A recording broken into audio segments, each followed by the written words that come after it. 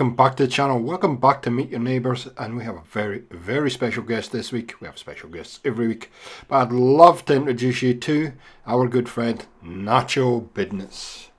I'm doing great. Thanks for having me, man. Not a problem, and just for everybody at home, this is a take two. We've already done about 10 minutes, 5 minutes interview, and we had to redo it, so Nacho will be very well polished when we do this.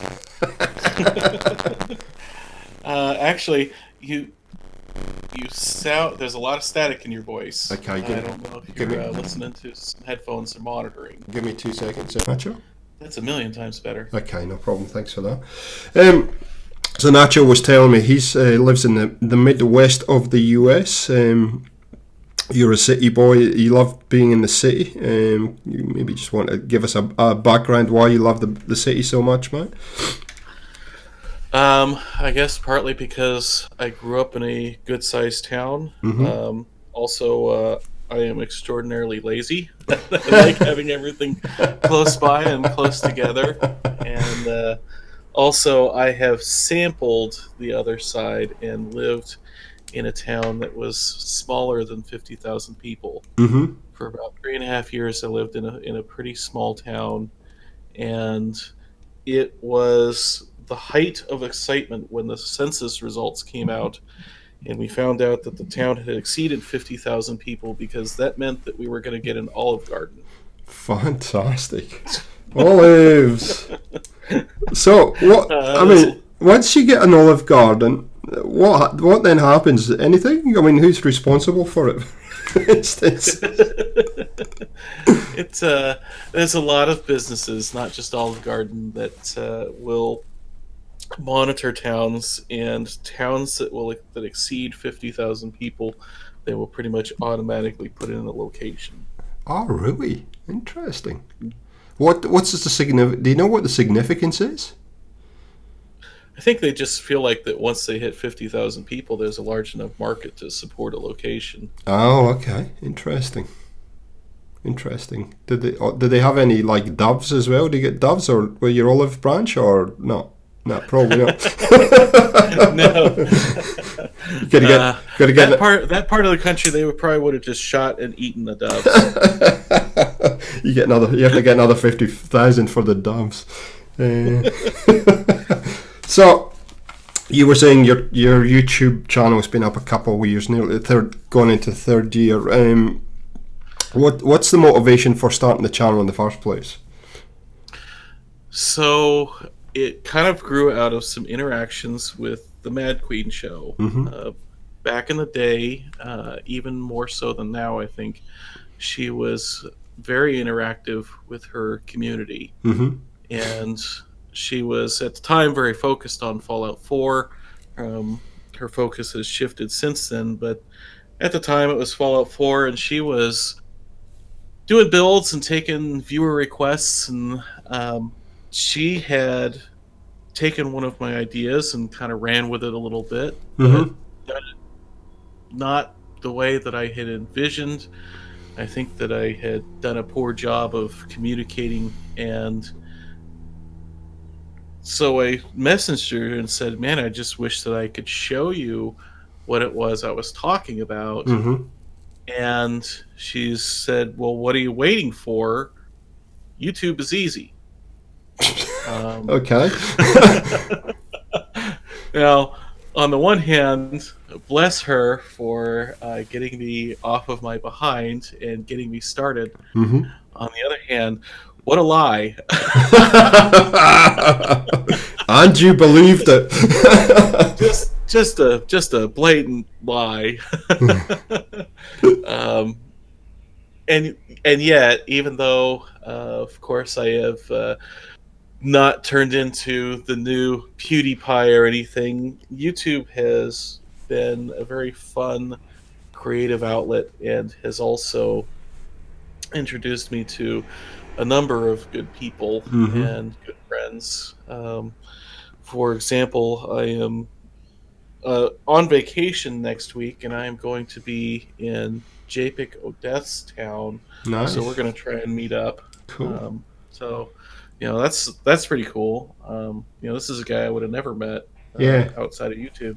And it's funny you should say that because I know a lot of people that have been on the show thus far have said very similar things that they would. There's a number of people that they probably would never have had the opportunity to meet if it hadn't been through kind of the medium of kind of YouTube and the community that surrounds YouTube stroke Fallout stroke what gamers etc. And I think that's something I really enjoy about doing this. It not only, like you say, is a lot of fun, but you do meet some quite amazing people. So I'd shudder to think you and Japik having a few ales, man. That could get very messy very quickly. But anyway, maybe you should do a vlog. I tell you what, we're gonna go ahead and set aside some bail money just in case. Yeah, no, you might need it. Yeah, so everybody in the community that's listening, we might have to put a GoFundMe page together for these pair. But anyway, Yep. Then again, I've never actually met JPEG before. If I wake up in a bathtub with no kidneys, I'm going to be very upset. well, he has a very big cutlass, reportedly. So anyway. he might actually take you to the Renaissance Fair because he's saying it's running for about 8 weeks and they're only week 3, so you might be lucky. You might get to dress up. That'd be fun. Yeah. I'd be down for that. So your channel has been mostly Fallout 4, but and we'll come to that in a second. But I tell you what, I must compliment you on the Skyrim content you posted recently. I learned so much about Skyrim that I didn't know, and it was extremely helpful. Did you enjoy putting that together? I did. Skyrim was, it was a very favorite game for a very long time, and getting a chance to go back to it for a little bit was fun.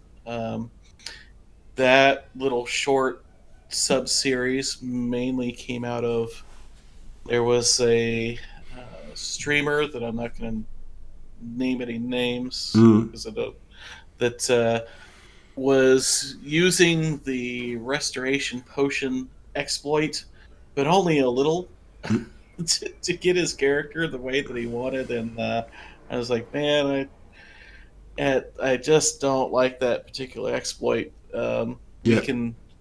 We can survive without it, and so that's what that was all about. It's like, you know what, you can make some really quality gear in that game if you're willing to invest a little time in it. I've a very good friend of mine who he's played Skyrim to death, man. He probably knows it inside up, inside out, upside down, and he's always talking about what you can do with the game. And so no, it was great to see that series because it kind of gave me a much better picture. I've played a little bit of Skyrim, not much, but it gave me a much better picture of where he was coming from, and certainly it was very entertaining, mate. So thank you for doing that series, guys. If you haven't checked Nacho's Skyrim episodes, please do, that were done recently. I think if you're a Skyrim fan, you'll get a lot out of it. So Fallout 4 is kind of where I probably met you and know you for, but specifically I like how you have a kind of very unique way of looking at Fallout, because a lot of what you do in Fallout is very electronically based. So where does that come from, that creativity and that kind of, because you must spend hours trying to figure this stuff out, mate.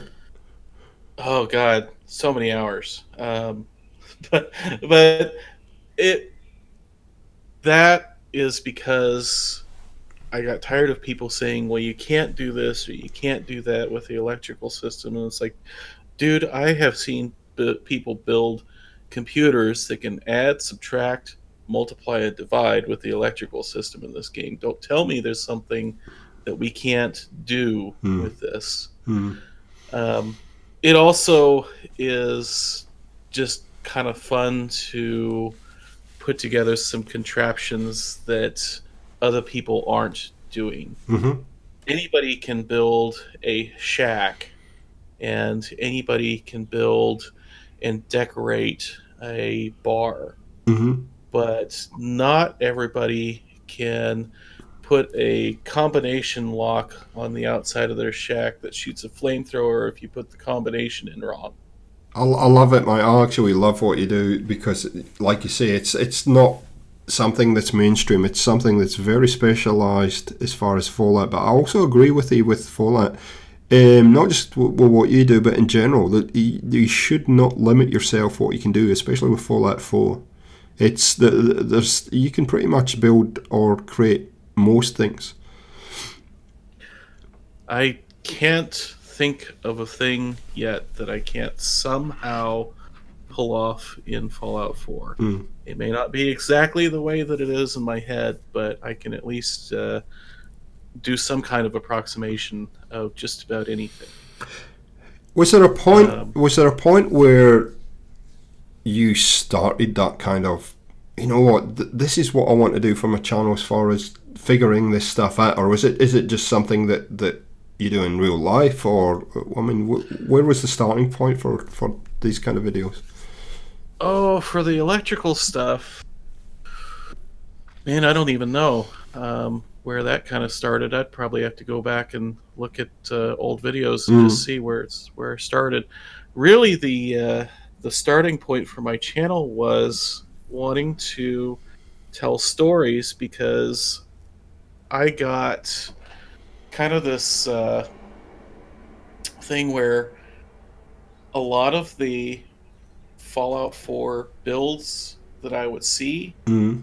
were kind of like the same thing, Mm-hmm. or same variations on a theme Yep. of here's my tour, and here is my bar, and here is my weapon shop, Mm-hmm. and here is my armor shop. And it's like, dude, why is there an armor shop there? Mm-hmm. Why is that armor shop in that location? And so I started off with the idea that every settlement would have a backstory that explained everything about that settlement. Yep. Um, Even back to my very first video, which is embarrassingly bad, Mm-hmm. was Hangman's Alley, and the idea was that these were the people that were too poor and had been rejected basically at the gate from Diamond City, including some of the ghouls that had been kicked out of Diamond City. Mm-hmm. I And so, what would that settlement outside of Diamond City look like? They'd be desperately poor. Mm-hmm. They wouldn't have anything nice. Mm-hmm. I think and I think people that are listening at home should be taking notes about this because I think it's an extremely important thing to do with Fallout and in general is have a little bit of a story.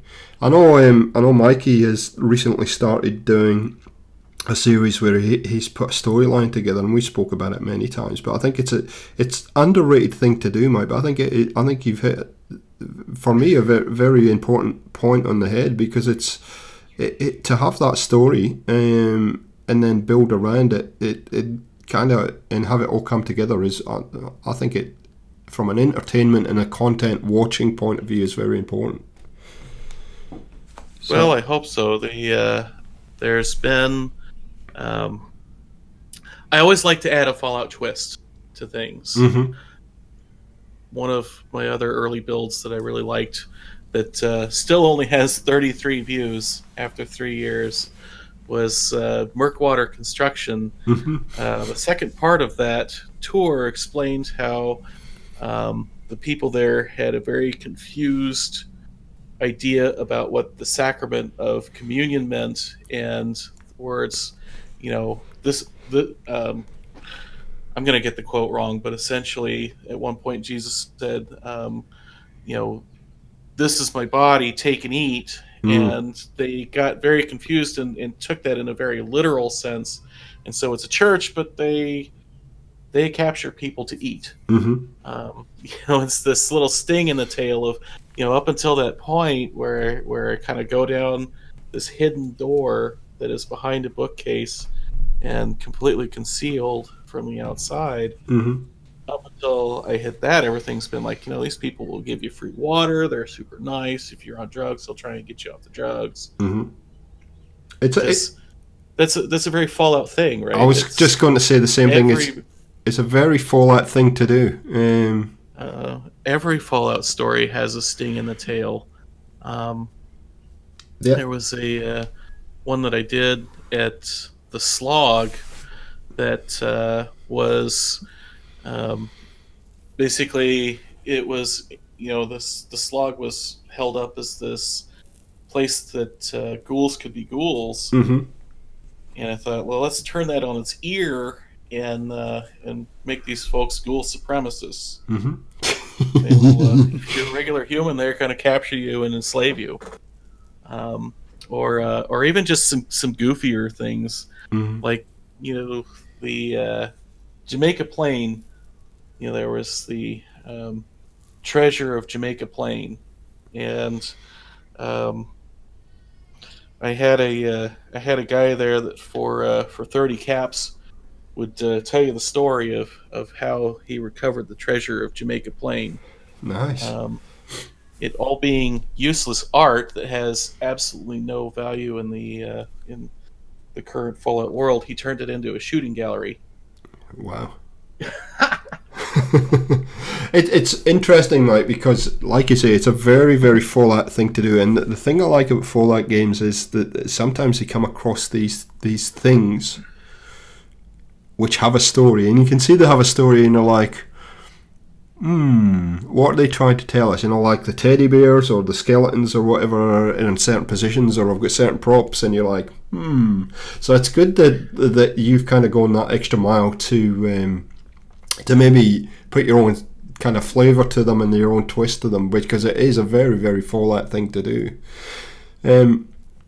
There is an interesting, I don't know if you're aware of this, but there's a very interesting model that Ubisoft launched at E3 with regard to Assassin's Creed, where it's allowing you now, they've come up with, I haven't had a look at it yet, but they've come up with some software where it allows you to build your own quests within the Assassin's Creed games. So I'm not sure how you do it. You can build your own complete quest lines, characters, the whole lot.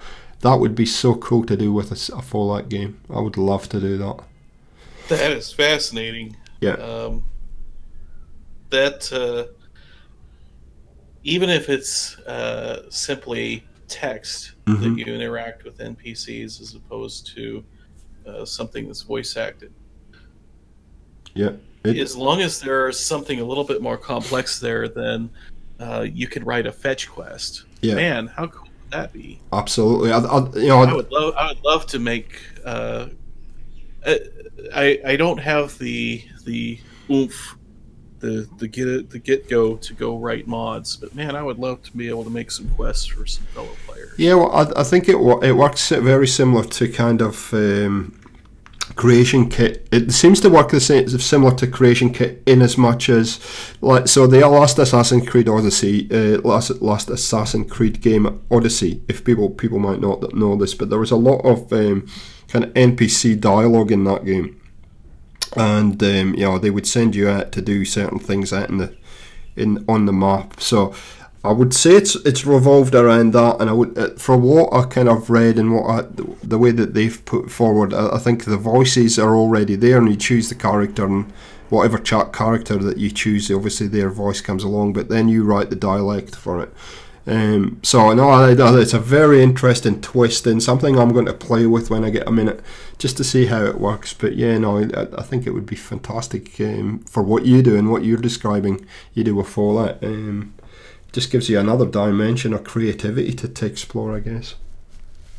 Yep. So the name Nacho Bidness, where did that come from? Where does that originate from? Well, my previous online handle was Spaz, and when I picked that handle in 1996, I had no idea that could be considered an offensive term overseas. Yeah. And yes. Okay. I picked it because that was my nickname in real life. It's also a shotgun, but anyway. What's that? It's also a shotgun. Oh, did not know that. Yeah, it's Spaz, yeah. So that was my nickname in real life, because I was just kind of this twitchy little nerdy kid, and and then when I decided I wanted to start a YouTube channel, it's like, man, I don't want to like go out there with a name that is demeaning or offensive to anyone, Yep. and I don't really want to go out there with my real name, and I try to be fairly careful with my personal information. Mm-hmm. Parents have been victims of identity theft, and so Jeez. have seen what a nightmare that can be. And it's like, well, everybody says, they start off their thing with like, their name. It's like, well, my name is not your business. Like, there's you don't need to know my name. Mm. You're never gonna meet me. Yep. But I have this thing that I'd like you to watch. So that's where it comes from. Okay. Fair enough. Yeah, it's I think it's kind of nice to have that identity that, and again, I guess it comes from being a gamer as well, where it's that you can be a character if you like and immerse yourself in it. And I think your name is a little bit like that for your channel. No, sure. Nacho is not the same as my real life identity. No, no, no. But it's YouTube's probably not the same as your real life anyway. So it's something that you do and it's a creative outlet. So it's it's something that it took me a couple of years to start to say, well, how much do I want my subscribers to know who I am and what I do, and I'm comfortable with that now, but I wasn't when I first started YouTube, so I totally get where you're coming from with it, mate. And it's I think it's kind of nice just to have. It's funny though. People have preconceived ideas about who you are and what you look like from your voice. Oh yeah. I think I think I shattered a few when I revealed my my head. Or maybe I should just go back to my radio voice. But anyway, Doesn't that always happen though? Everybody has that image of what someone looks like from their voice, and it is guaranteed to be wrong, and not just a little wrong, but a complete 180 from whatever you're thinking. Yeah. Well, although we're learning a little bit more about Nacho lately, he's done a little bit of hand modelling in his cooking videos, which are so we're starting to learn a little bit more. It just adds to the mystery, I think. Anyway, mate. and thank you for being part of the community cooking challenge, because that's been a lot. How did you find that, man? Do you enjoy that? Or? I do find that I enjoy that. I do enjoy cooking, and it's partly because I enjoy eating. And as a single man, the choices were learn to cook, yep, or starve, not. or starve. So yeah. Although the some of the most recent stuff has been just me kind of experimenting and getting to the end and tasting it and saying, yeah, this is going up. Yeah. Good. No, good. I mean, it's not as easy as you might think to film a cooking video, to be honest. It's a little rough to get the framing right if you're trying deliberately not to include your face or your body. Yeah. So yeah, I had one that I did end up re-recording because my stupid fat head was right in frame at one point. I'm like, okay, we're gonna have to start this one over. Yeah, he just wanted to eat it again. To tell the truth, but anyway. So what you said earlier, that you have a whole lot of stuff kind of ready to go, but you just get to get the time to edit it. What can we expect coming up on Nacho Bidness's channel in the future?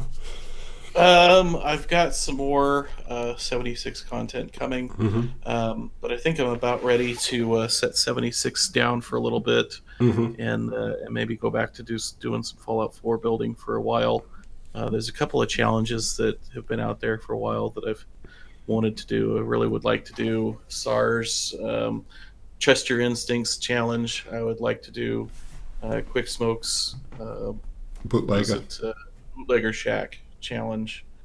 I, Um, I'm those are looking. those. I'm actually looking forward to that, Mike, because I know that you were part of my challenge, and I loved what you did for my challenge last year.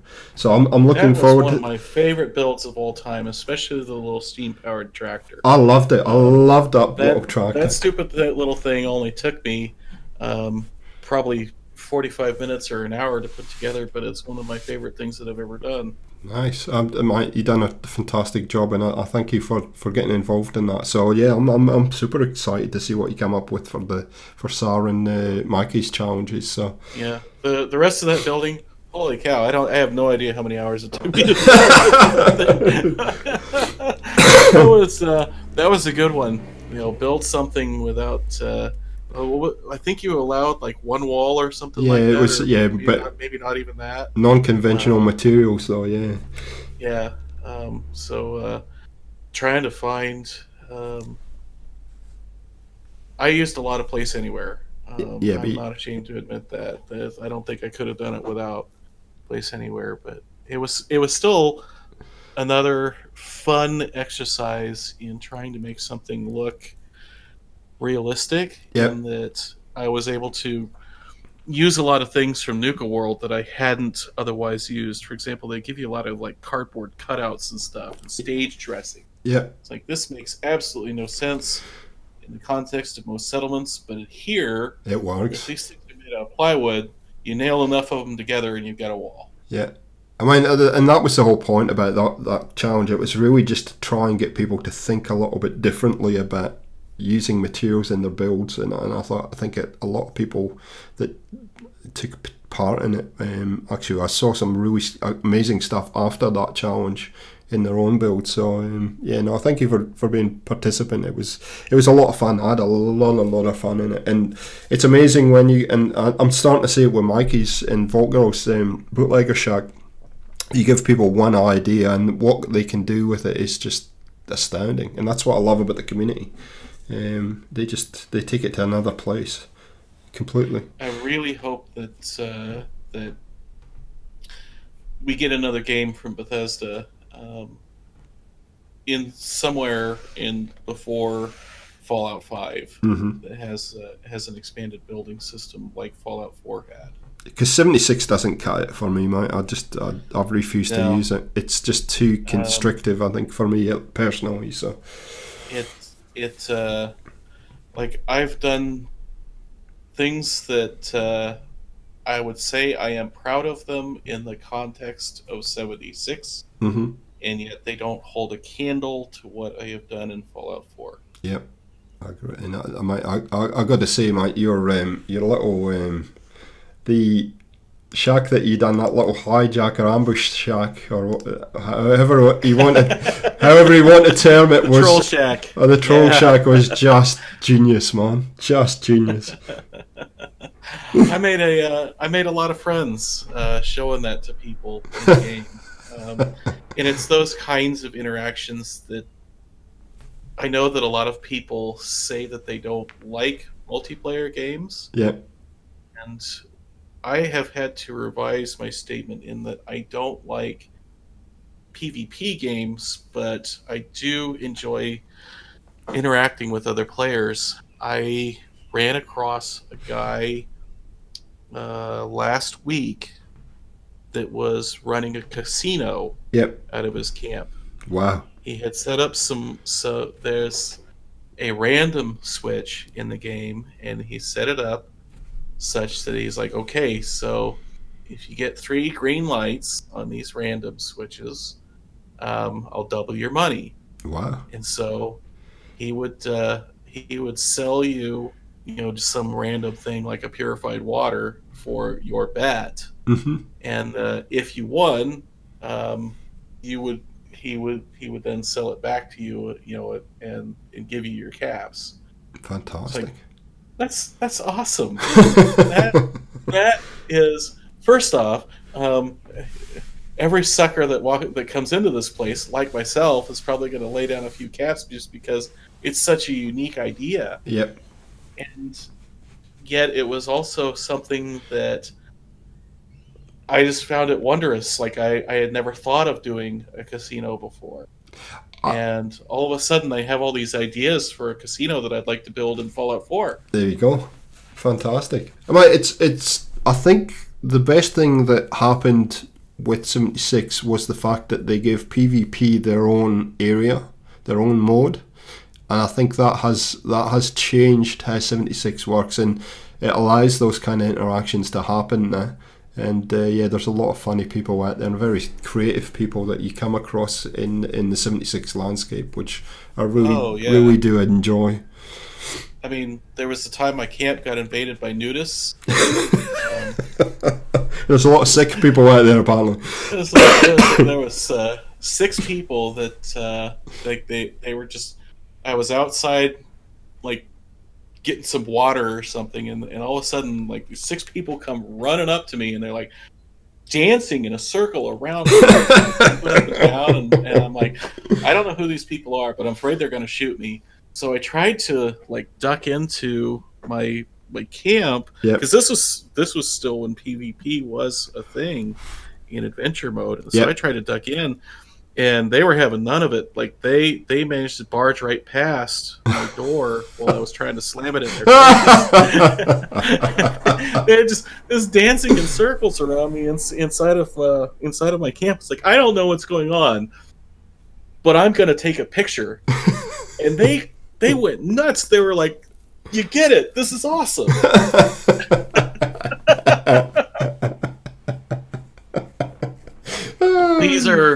These are just things that would never happen in a single player game, and that's why I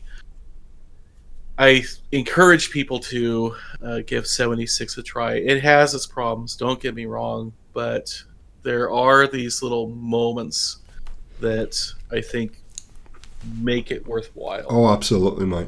I totally agree with you. I totally agree. I've had some real fun, and we as a group, as a community, we've had a lot of fun just playing with each other and hanging out and talking trash and having a lot of laughs and getting into all kinds of mischief. But you know, you're not really harming anybody. It's just part of an immersion process, I guess, within the game. So it's yeah, and I totally agree. And yeah, I haven't had naked people yet, so I'm very disappointed that you were able to get that now, wasn't it? So, have you got a kind of favourite series or a favourite video game that within your whole collection, Nacho? Well, Fallout is far too easy of an answer, and so if we're gonna go outside of that, I would say the Mass Effect trilogy. Some of the best writing and the most impactful character development that I've ever experienced in a game. There were moments during that series where I jumped off my couch because I was so excited. There were times that I had to literally just put the controller down and go take like a 10-minute break because I was just feeling bummed and depressed about something that had just happened because a character that I had really liked had just died. Wow. So the storytelling's important, and in that game, obviously, they developed the storyline to where you're really immersed in it. Wow, that's amazing. Oh my gosh. I mean, I am Commander Shepard in this, my favorite store on the Citadel. Yeah. Like, yeah. I am that character, and that was part of why it was so soul crushing. Just how bad the end was, because they had done such an incredible job. I've never seen anything like it before or since in the rest of those games, and to have the end, and not just most of the end, but like just the very last 3 minutes fall so flat on its face. Wow. Was just awful. It's interesting. But it doesn't detract from the fact that I had a really good time with the rest of that series. Staunton and I were talking about this a few weeks ago, and it's something that these development companies should spend, in my opinion, more time on, is developing storylines and developing the kind of immersion, rather than churn out these games every year or every couple of years. And I think, if you look at 76, they've been heavily criticised for it. In that regard, not that I am saying 76 is a bad game, but it's something that would have made it even better. But so it's interesting to hear you say how involved you've been in a video game and how it affected you personally and emotionally. So, that means that you're going to play that thing to death, or you're going to buy the next one or whatever. Yep. So it's something that I think I'd rather see them take the time to develop games rather than just try and make the money, which is what it seems they do these days. But anyway. Yep. It's part of why I have high hopes for Outer Worlds. Yep. It looks like an old school story-driven role-playing game. Yep. Holy crap, how long has it been since we had a really good one of those? Yeah, that's true. Too long. Well, hopefully we'll be able to swap notes on that, because I have ordered it. It's funny, Mike, because it sucked me in at E3. I saw the trailers for it and the kind of, and I was like, no, that's so my type of game. I need to have it. Yep. Yeah. So we'll see. Well, how it stands. Especially when they had that little teaser trailer that kind of Obsidian kind of threw it in Bethesda's face. Yep. Yeah. From the original developers of Fallout and Fallout New Vegas, like, oh, we're throwing down the gauntlet, are we? This should be interesting. Well, I love New Vegas, mate. I still love New Vegas. And every so often I'll go back and scratch the itch and play it for a while. But so I'm super pumped to see what they bring. But I tell you what, they better bring their A+ game, having thrown that gauntlet down. But we'll see. Yep. If they disappoint, that's, I don't know that it's the end of the studio, but man, it's they have traded in, I think, a lot of their goodwill. Oh yeah, absolutely. To drive sales on this, and I hope it's as good as it looks. Absolutely. So 2 more questions for you, Mike, and then you can breathe and relax. If I was able to grant you a superpower, what would it be? Oh.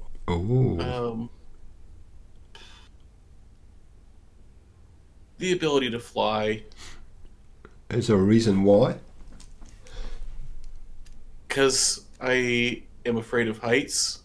Oh, really? Me too. I wouldn't have to be afraid of heights if I could fly. Fantastic. Okay, and segueing into that beautifully, thank you for that answer, is if I was able to give you a first class ticket to anywhere in the world, where would you fly to?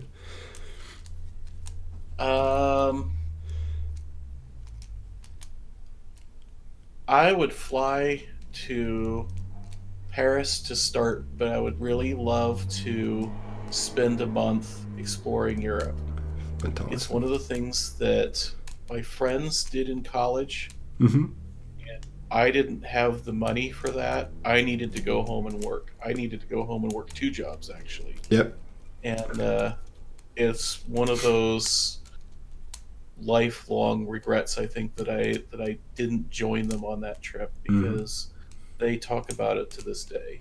Yeah, no, Europe is an amazing place, man. I think you would have such a great time over there, and there's so much contrast from country to country. I think you would enjoy it a lot. I also kind of enjoy history, and it's funny here in the States, a building that is 200 years old is like really old. Yep. And over there, that's just, that's the ant's house. It's like the old here is on a entirely different scale compared to old there. But the first house I ever bought was in Scotland, and it was over 100 years old. Yeah, so yeah, and I know when I was back there a couple of years ago, it was like, oh yeah, not another castle, But you guys would probably be fascinated with it. Okay, Nacho, thanks so much for coming on the show, mate. That is a great interview, and I appreciate you giving up a little bit of time to talk to us. Hey, it was my pleasure. I really enjoyed this. Thank you for having me. No problem. So, guys, if you haven't checked out Nacho Bidness's channel, I'll leave links down below. Go and show him some gaming for XP love. You'll love his stuff. It is really quite different to what you would see mainstream Fallout. And like I said, make sure you check out his Skyrim series too. Thank you for joining us on Meet Your Neighbours Unplugged, and we'll catch you next time on Gaming for XP. See ya. Say goodnight, Nacho. Good night, Nacho. See ya.